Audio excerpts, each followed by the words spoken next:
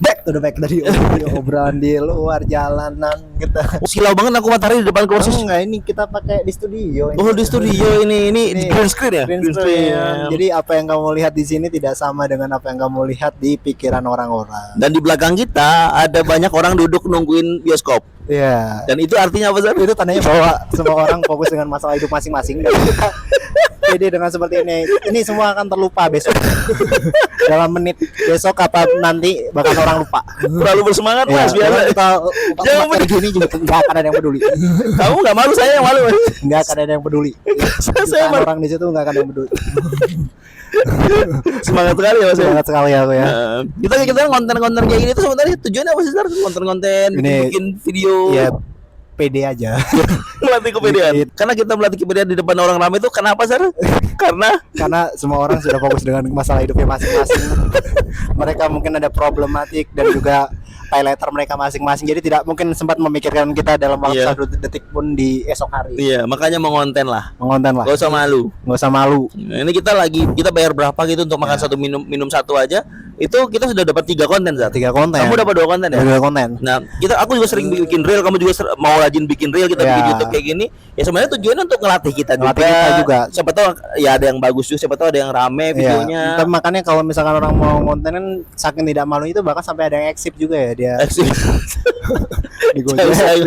Saya eksip dong. Itu mah kontennya beda lagi, Mas. Tapi kan menandakan bahwa dia tidak malu. Ya tidak, itu mah nggak tahu malu, Mas. Bukan tidak malu apa gimana, itu mah nggak tahu malu. Orang-orang aneh itu, orang gila itu eksip kayak gitu.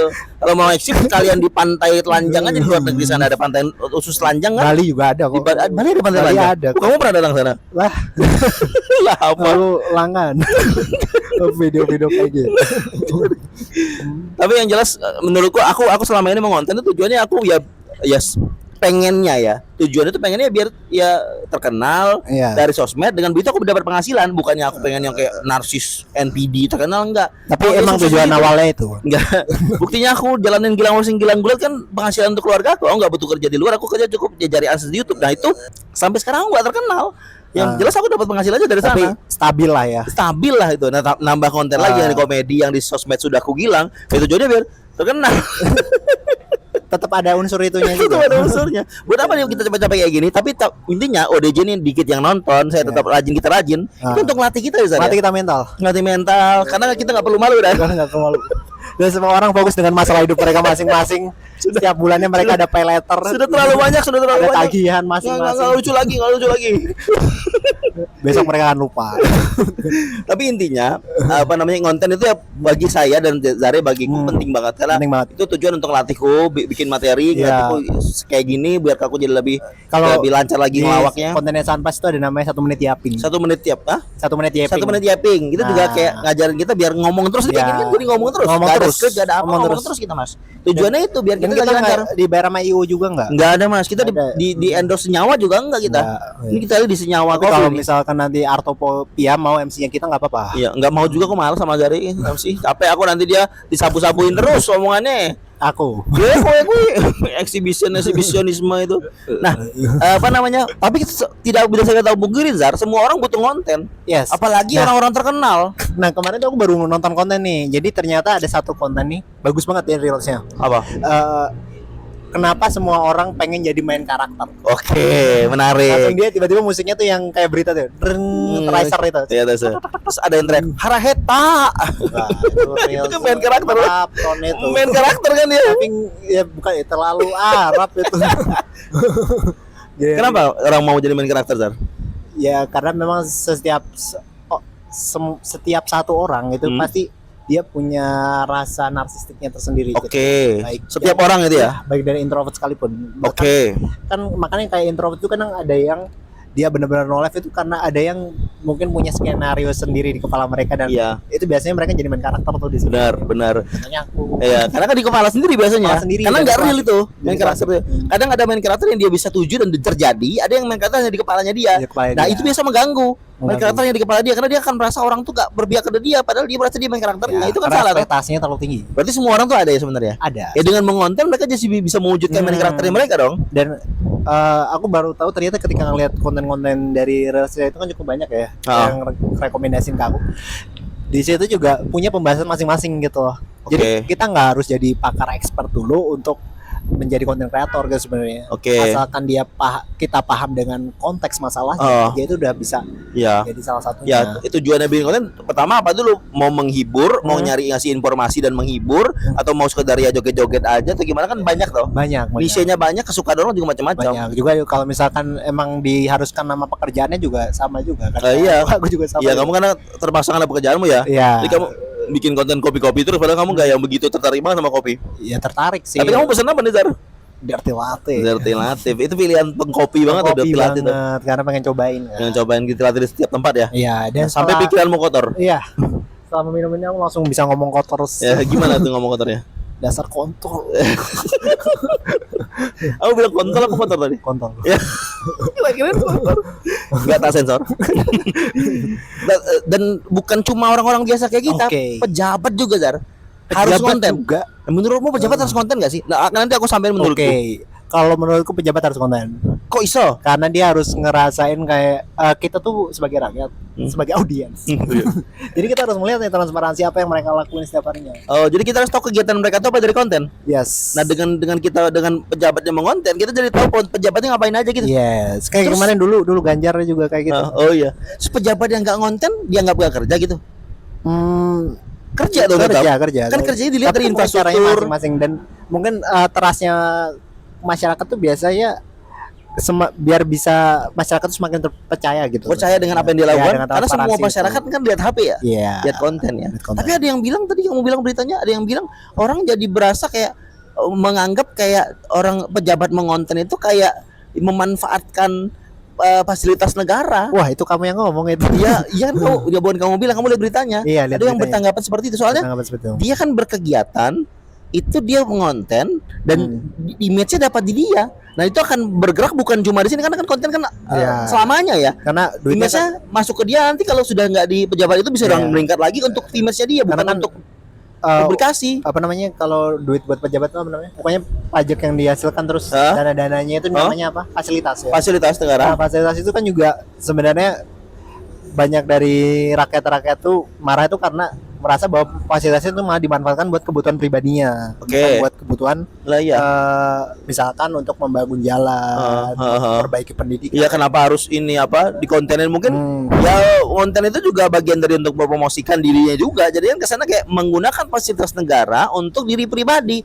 Orang bisa beranggapan gitu, walaupun dari pejabatnya niatnya bagus untuk mempublikasikan apa yang dia kerjakan kan. Iya. Kayak kita, wali kota kita, Mas Damar, selalu berkegiatan dan konten beda sama wali kota sebelumnya, dan memang dibutuhkan, kebutuhannya ada, permintaan warga ada, tapi anggapan jelek pasti ada. Iya, karena memang nggak semua pemimpin itu dipandang, pasti setiap bos atau setiap pemimpin itu pasti ada orang yang benci. Iya, benar juga sih itu. Pasti ada yang kontra dari semua yang dilakukan pejabat atau pokoknya bos lah. Iya. Pejabat kan tempatnya kritik ya. Nah, pejabat nggak boleh marah dong. Boleh marah. Itu harus paham. Dan bisa dibuktikan dengan prestasi, Pak. Dan tapi banyak kan yang maksudnya dia mengonten tapi juga memberikan benefit. Iya, benar. Ada prestasi, misal dia peningkatan jumlah pengurangan jumlah kemiskinan kayak gitu, kayak kotanya jadi lebih rapi, tertata. Jadi kan kalau pejabat pakai sosmed, kalau ada jalan rusak langsung dihubungin, langsung bisa jalan, kayak Ganjar waktu itu. Iya. Kan di Twitter dibilang ini ngadu, langsung diselesaikan. Jadi makanya sebenarnya sosmed itu bisa jadi salah satu pengaduannya. Tapi sayangnya kenapa harus viral dulu baru bisa gitu. Iya. Baru bisa. Ada yang komentarin soal kenapa harus viral dulu. Iya, kenapa? Orangnya bilang ya memang iya, harusnya memang semua ada lagi yang senam guys belakang kita guys, lagi musik kayak zumba gitu. Gak apa-apa. Abis ini kita kedengeran nggak tapi? Oh, ini kedengeran ya? Suaranya dikit kedengeran. Oke, lanjut. Tapi aku hilangin nanti. Terus Zumba. Terus sampai mana tadi aku ya? Pejabat itu. Pejabat harus ya memang viral, kenapa harus viral? Kenapa harus viral terus dilakukan? Ya masih untung dilakukan. Iya. Ya tugas kita ya viralkan kalau mau itu dilakukan. Itu loh, ada yang bilang kayak gitu. Lebih parahnya lagi, ada di satu negara udah viral nggak dilakuin. Negara mana? Negara mana itu, coba disebutin. Konoha. Maksudnya ada lah beberapa negara. Aku lihat kontennya itu. Tapi kayak gitu sebenarnya juga bukan apa ya, kalau menurut, kalau nunggu viral itu agak sedikit mengganggu gitu. Misalkan kita dalam suatu hal yang urgent nih, rumah kita kebakaran. Kan gue viral dulu. Rumah kita kebakaran, gue viral dulu. Nanti mungkin kalau dilaporin gitu. Iya. Mbak, ini rumahnya kebakaran. Belum, saya nggak lihat di FYP saya, Mbak. Belum lihat beritanya. Seminggu kemudian baru. Ntar ya, tunggu ya, dia seminggu kemudian muncul di Opini ID. Di Opini ID. 5 orang tewas tidak mengenaskan. Oh iya, tidak mengenaskan. Oh ya udah. Kalau sampai sana udah padam gimana dong? Masa kayak gitu. Ya nggak mungkin gitu, Mas. Ya pastinya kalau misalnya ada yang urgent, semuanya kan ada layanannya. Yang ambulans yang urgent ada, damkar ada urgent. Berarti kan kucing nyangkut di pohon urgent udah pasti ada yang datang. Berarti kan semuanya memang harus update gitu, bukan berarti kita harus nunggu viral dulu baru jalan dong. Iya, harusnya. Oh iya benar sih. Tapi beberapa kali kayak jalan rusak, kayak itu kan memang yang dia long temporary, maksudnya memang udah bisa bisa ditunda gitu sampai viral. Nah, kalau yang suatu hal yang benar-benar urgent itu agak sulit. Pejabat itu menurutku ya kayaknya semua pejabat harusnya diwajibin nggak sih? Dengan begitu kan rakyatnya tahu dia kerjain apa. Jadi gitu loh, kayak hari ini pejabat misalnya ada pejabat yang tiap hari ngonten karena nunjukin tiap hari kegiatannya apa. Kita butuh tahu itu, Pak. Nah, yang itu ya memang harus diminimalisasi. Kenapa? Lah, kau nggak ngelihat waktu itu ada DPR apa wali kota Bekasi dia bikin podcast? Ya kenapa emang? Kalau mau laporin sesuatu penting ya, nggak kan apa-apa. Tidak efektif, duitnya yang harusnya anggarannya buat sesuatu yang penting malah jadikan sebuah studio podcast. Nah, dia dibuat ya bikin ya itu oke sih. Itu pasti itu salah sih. Tapi kalau yang kayak real tuh murah, cuma modal ya ajudannya videoin dia doang. Kalau memang untuk kebutuhan pribadinya memang untuk jatah dia sendiri kan sebenarnya kayak itu cuman untuk sampingan aja. Ya, podcast tuh salah memang karena memang semua orang tahu informasi sesuatu yang penting itu ya mereka perlu podcast yang lain yang terkenal. Pemerintah nggak harus bikin podcast. Ya mau ngapain? Kamu tahu nggak sih? Semua podcast pemerintah daerah yang aku lihat di YouTube tidak ada view-nya yang gede. Nah, itu paling mentok di angka 500. Nonton 30, videonya studionya proper banget. Mic-nya proper baru kayaknya tuh. Terus ada ahli yang didatangin laporan dia. Yang nonton 30 ngapain? Banyakan itu ya. Ketika kau habis nangis nggak pakai baju itu. Itu lebih banyak videonya, Mas. Sudahlah yang menyudahi sudah ya. Ini sudah itu. Ya, itu lebih banyak view-nya itu daripada podcast pemerintah yang sudah. Wah, maksud gitu loh. Ini menurutku sorry banget nih, menurutku aja. Menurutku pemerintah tidak harus bikin podcast. Iya. Dia bisa mempromosikan sesuatunya itu dengan sesuatu yang bisa langsung viral gitu loh, kayak real, kayak itu apa segala macam. Karena bisa bisa dengan mudah pakai agensi bisa kalau Warmindo mau. Bisa. Hah? Bikin Warmindo. Warmindo ngapain? Ya, orang kan butuh makan juga. Iya. Makan kan ada MBG gratis. Oh iya. Kalau mau belanja di minimarket ada KDMP gratis. KDMP. Banyak dari hal kayak itu sebenarnya pro kontra juga sebenarnya. Pro kontra, tapi ada juga yang support ya karena memang misalnya nih ada kalau hooknya bagus baru kalau hooknya bagus bisa rame. Maksudnya ini ada orang yang memang nonton. Ya 30 orang itu. ada juga yang pemasok alat podcastnya. Jadi itu kan jadi kayak melarisi lah orang yang jualan itu juga. Ya itu kita coba cari positifnya dari membagikan UMKM. Dan juga memberikan kegiatan pada anak-anak PKL. Biasanya yang ngisi podcast anak PKL ya. Bisa memberitahu lalu lintas pagi hari. Update lalu lintas, tapi nggak di podcast juga.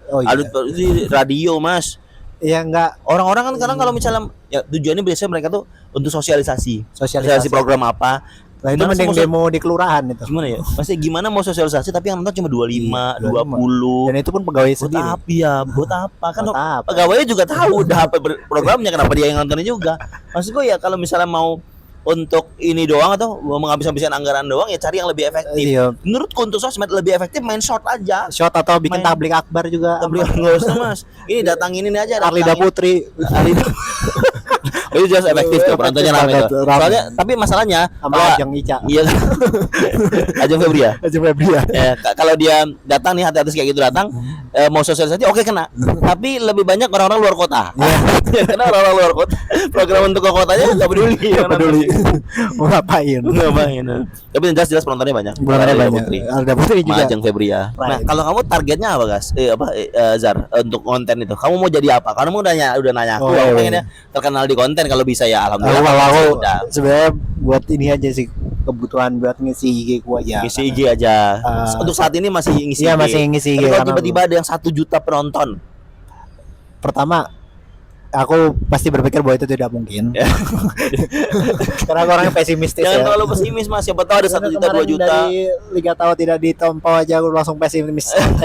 Aku aja punya video sama pusaka 1 juta. 1 juta lebih dan aku udah siapin red card nih. Lo mau disewa jadi apa? Siapa tahu ada OBH kombi mau masuk. OBH tidak seseksi Nakila kan. Iya, nggak usah pakai Nakila, saya kan bisa nyanyi juga OBH kombi. Nggak bisa joget kayak gitu. Nggak usah joget. OBH minum komik aja mendingan. Terlalu maksain. Tapi gitu. Memang ini ya. Apa tujuanmu ya berarti psikis aja gitu lah. Kalau aku optimis itu pengen ya aku usahain untuk bikin sesuatu yang sesuai dengan niche aja. Maksudnya, sesuai dengan apa? Sesuai dengan niche-nya dan mungkin personal branding baru juga di situ. Butuh personal branding baru. Ya, kamu yang galau-galau gitu ya, cocok buat kamu ya gitu.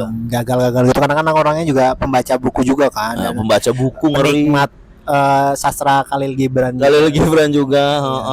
Nah itu harus dengar-dengar kamu ini ya baca bukunya Lestari ya, di Lestari ya. Lestari. Sama yang satu lagi tuh yang cowok. Satu lagi apa? Terelia sama Andrea Hirata. Oke. Andrea Hirata buku ketiganya namanya apa Mas kalau boleh tahu? Hah? Ayah. Kenapa aku betul? Sama sepatu dahlan. Bukan. Ya, sepatu dahlan. Yang Negeri 5 Menara namanya siapa? Negeri 5 Menara? Oh, itu Fajar Bustomi. Fajar Bustomi. Dahlan apa ya? Apa sih? Iya, Dahlan itu. Bukan Ahmad apa? Tapi aku nggak terlalu suka endingnya Negeri 5 Menara itu. Aku nggak nonton juga. Terlalu fiktif. Iya. Tiba-tiba mereka di Australia, Jerman dari lulusan pesantren gitu.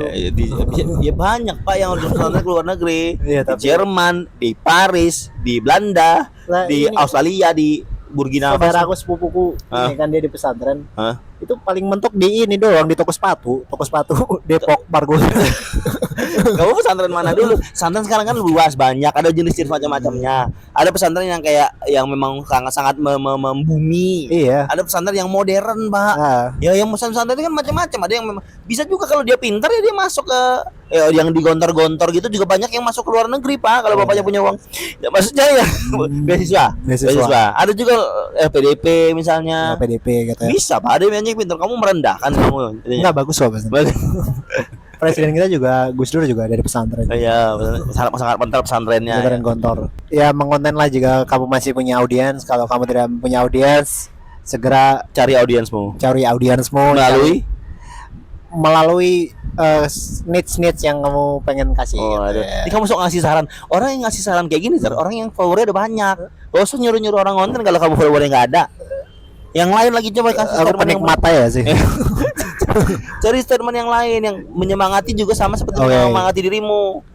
Nanti teruslah berkonten walaupun masalah hidupmu banyak, walaupun semua cicilanmu tidak karuan, keluarga dan sebagainya tidak akur, dijadikan konten aja kayak gitu. Banyak kok masalah berita-berita. Ada itu cepat viral ya. Jadi masalah keluarga dikeluarin, orang marah-marah, misalkan selingkuh gitu, juga jadi konten gitu ya. Iya. Gerebek orang, nah itu makanya. Tetap saksikan audio juga besok. Ini goyang-goyang karena banyak angin, guys.